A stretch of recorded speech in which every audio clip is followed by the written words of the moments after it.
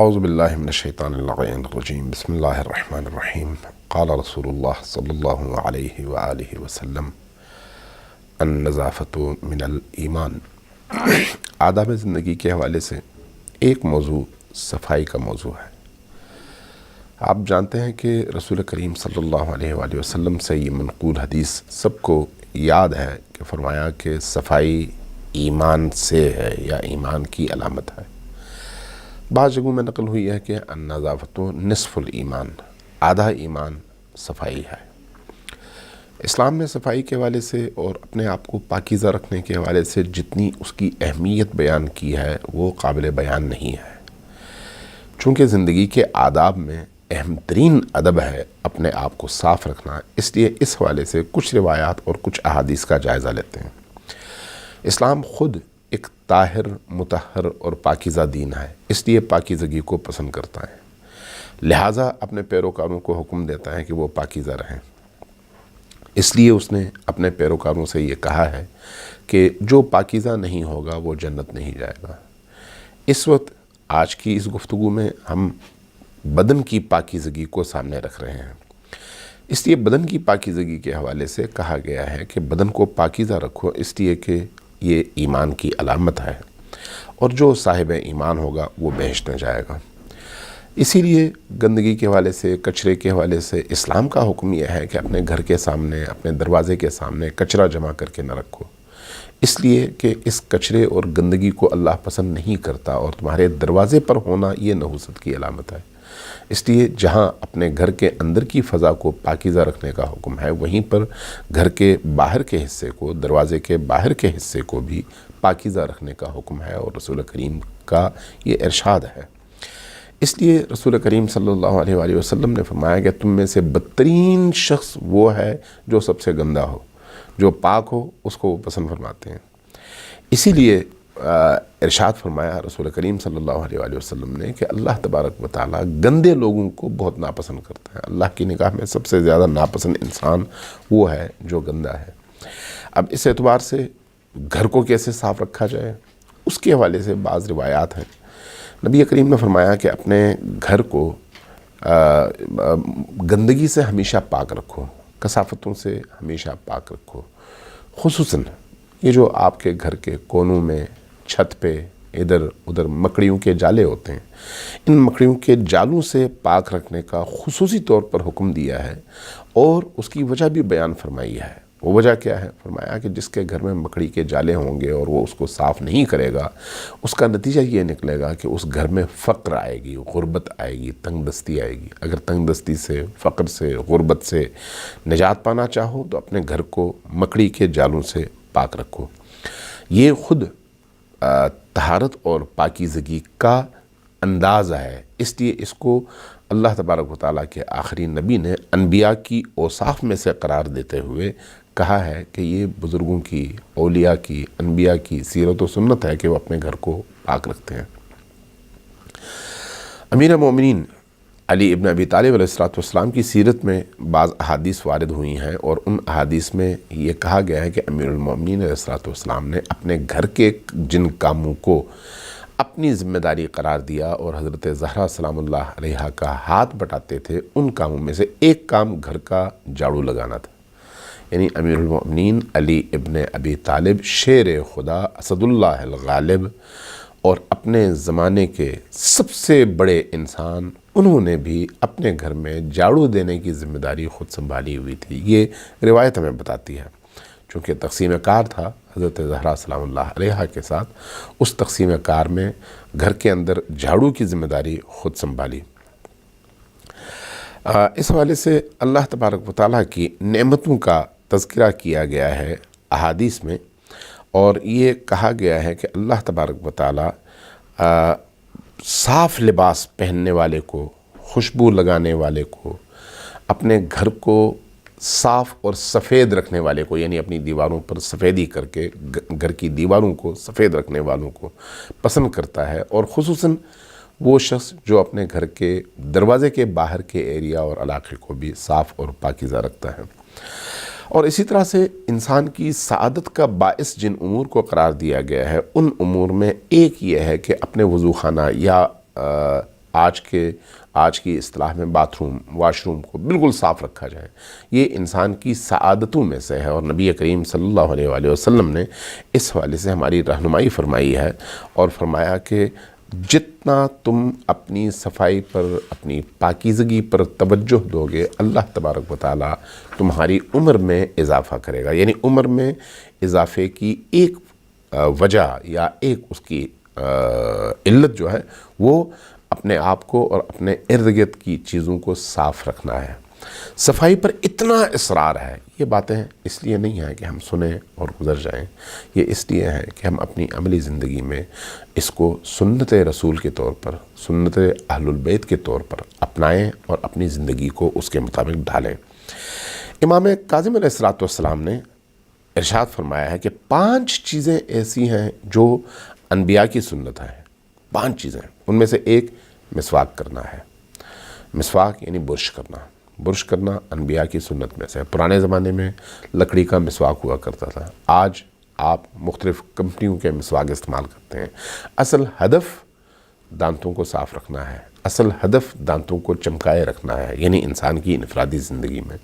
اس لیے وہ جو 5 چیزیں جن کو مستحب یا سنت قرار دیا گیا ہے، وہ ان میں سے ایک چیز مسواک کرنا ہے، یعنی اپنے زبان اور اپنے منہ کو مسواک کے ذریعے سے، برش کے ذریعے سے پاک و صاف رکھنا۔ اور دوسری سنت کہا گیا اپنے ناخن چھوٹے کرو، ناخنوں کو بالکل ختم کر دو۔ ہفتے میں کم از کم ایک بار ناخن صاف کرنے کا اور ناخن کاٹنے کا حکم نبی کریم صلی اللہ علیہ وآلہ وسلم کا ہے۔ اور اسی طرح سے ایک سنت اپنی مونچھوں کو کاٹنے کا ہے۔ مونچھیں کاٹو، ہفتے میں کم از کم ایک دفعہ ضرور کاٹو، قینچی سے کاٹو، کسی اور چیز سے کاٹو۔ مونچھیں کٹی ہونی چاہیے، مونچھیں انسان کے کھانے میں نہیں جانی چاہیے، مونچھیں انسان کے پینے کے پانی میں نہیں جانی چاہیے، مونچھوں کو کاٹنا چاہیے۔ اور اسی طرح سے یہ جو ہم وضو کے اندر منہ میں پانی لیتے ہیں اور منہ کو صاف کر کے وہ پانی اگل دیتے ہیں، اس عمل کو بھی مستحب اور سنت رسول قرار دیا گیا ہے۔ اور منہ میں پانی لے کر اس پانی کو منہ میں پھرانے کو سنت رسول قرار دیا گیا ہے، اور ہمیں بہت زیادہ اس کی تاکید کی گئی ہے کہ اس کام میں کوتاہی بالکل نہ کرو۔ اسی طرح سے ایک وہ کام جس پر بہت زیادہ زور دیا گیا ہے وہ مسواک کرنا ہے۔ مسواک کے حوالے سے اتنی احادیث ہیں کہ انسان پریشان ہو جائے کہ رسول کریم صلی اللہ علیہ وآلہ وسلم مسواک کے حوالے سے انسان کو کس قدر مجبور کرتے تھے کہ وہ مسواک کے ذریعے سے اپنے منہ کو صاف کریں۔ عام طور پر جب آپ مسواک نہیں کرتے تو آپ کسی محفل میں دوستوں کے ساتھ، عزیزوں کے ساتھ بیٹھ جائیں تو آپ کے منہ سے جو بدبو آتی ہے وہ شاید آپ کے لیے باعث کراہت ہو یا نہ ہو، لیکن دوسروں کے لیے ہمیشہ باعث کراہت ہوتی ہے۔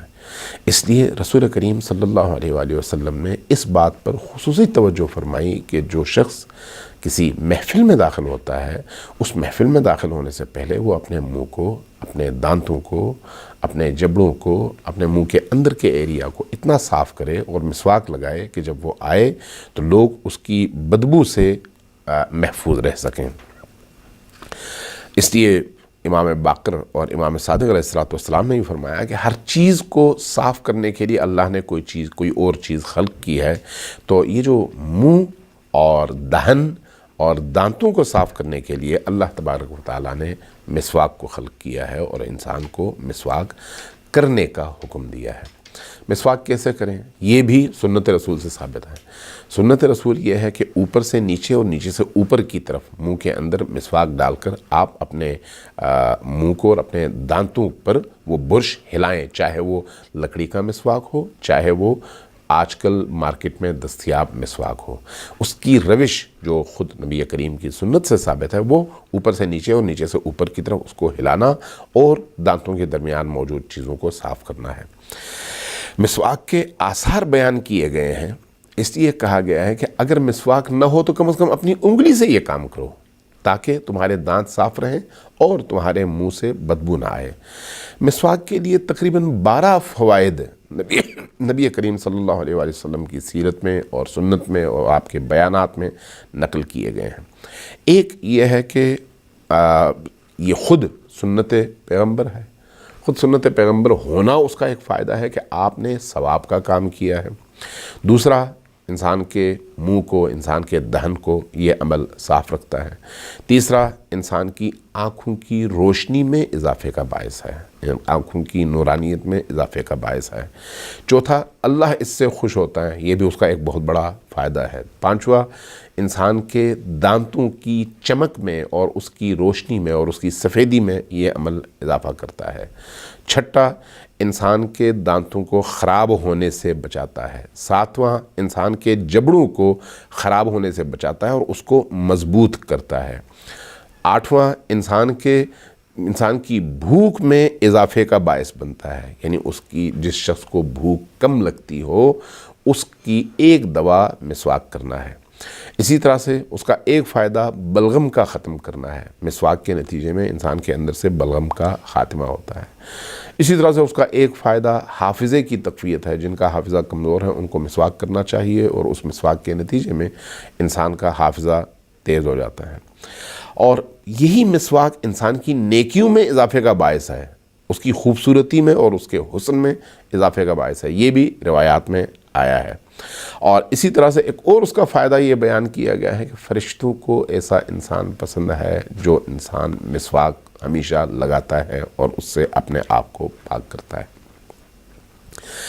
اب ذرا یہ دیکھیے کہ رسول کریم صلی اللہ علیہ وآلہ وسلم نے خود مسواک کے آثار، مسواک کے فوائد اور مسواک کی خصوصیات کو بیان کرتے ہوئے کہا کہ اس کا اجر کیا ہے۔ اجر بڑا عجیب ہے۔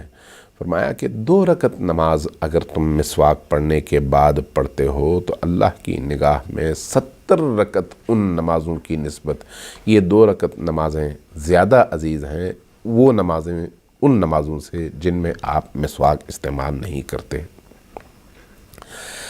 اسی طرح سے ایک اور روایت میں فرمایا کہ جو شخص دن میں کم از کم 1 دفعہ مسواک کرتا ہے اللہ اس سے خوش ہوتا ہے، اور جو شخص دن میں 2 بار مسواک کرتا ہے اللہ اس کو انبیاء کا اجر دیتا ہے، اس لیے کہ اس نے انبیاء کی سیرت پر عمل کیا ہے۔ اس کے ساتھ ساتھ مسواک کے ساتھ ساتھ ایک اور عمل جس کا اللہ نے آداب زندگی کے حوالے سے انسان کو متوجہ کیا اور رسول کریم صلی اللہ علیہ وآلہ وسلم نے اپنی سیرت طیبہ کے ذریعے سے انسان کو اس کا پابند بنانے کی کوشش کی اور انسانوں کے سامنے اس کے فوائد بیان کیے۔ ٹوتھ پکس کا استعمال، خلال کا استعمال مستحبات میں سے ہے، سنت نبوی میں سے ہے، اس لیے فرمایا رسول کریم صلی اللہ علیہ وآلہ وسلم نے کہ کتنے اچھے ہیں وہ لوگ جو وضو سے پہلے اور وضو کے بعد جب وہ کھانا کھا چکے ہوتے ہیں تو وہ خلال کرتے ہیں، وہ ٹوتھ پکس سے اپنے دانتوں کے درمیان موجود چیزوں کو نکالتے ہیں۔ نبی کریم صلی اللہ علیہ وآلہ وسلم نے ایک روایت میں فرمایا کہ فرشتوں کو ان لوگوں سے چڑ ہوتی ہے جو بغیر مسواک کیے اور بغیر ٹوتھ پکس استعمال کیے آتے ہیں اور نماز پڑھتے ہیں۔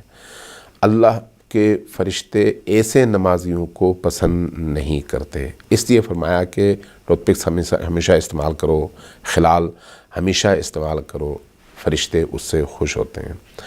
امام حسین علیہ السلام سے ایک روایت ہے، فرماتے ہیں کہ امیر المؤمنین علی ابن ابی طالب علیہ السلام ہمیں حکم فرمایا کرتے تھے کہ جب کبھی آپ مسواک کریں یا جب کبھی آپ خلال دندان استعمال کریں، ٹوتھ پکس استعمال کریں، اس کے بعد پانی نہ پئیں، پانی سے پہلے پانی لیں 3 دفعہ اپنے منہ میں اور منہ کو صاف کر کے وہ پانی باہر پھینک دیں، تب جا کر پانی پئیں۔